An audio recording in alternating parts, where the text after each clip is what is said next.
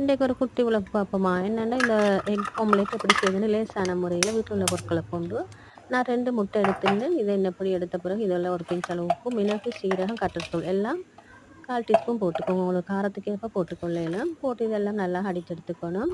அடித்து எடுத்த பிறகு இதில் கட் பண்ணி சின்ன வெங்காயம் நறுக்கி போட்டுக்கோங்க. அதோட 2 பச்சை மிளகாய் போட்டு நல்லா எல்லாம் கலந்துட்டுக்கணும்.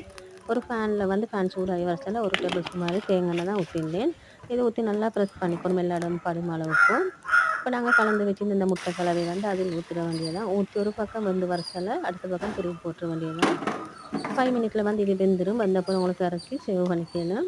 இது ஒயிட் ரைஸ் இல்லாட்டி பிரெட் சாண்ட்விச் எல்லாத்துக்கும் உங்களுக்கு யூஸ்ஃபுல்லாக இருக்கும். அதோட பிகினர்களுக்கு எக் ஆம்லெட் செய்யணும்னா இன்னும் எப்படி உங்களுக்கு செஞ்சு கொள்ளலாம் லேசான முறையில். ஒரு 5 நிமிஷத்தில் உங்களுக்கு ஒரு ஆம்லெட் செய்யணும். இன்ஷால்லா நீங்களும் ட்ரை பண்ணி பாருங்கள். புதுசாக பார்க்குறவங்க மறக்காமல் எங்கள் சேனலையும் சப்ஸ்கிரைப் பண்ணிக்கோங்க. அப்கமிங் வீடியோ உங்களுக்கு சந்திக்கலாம். தேங்க்யூ.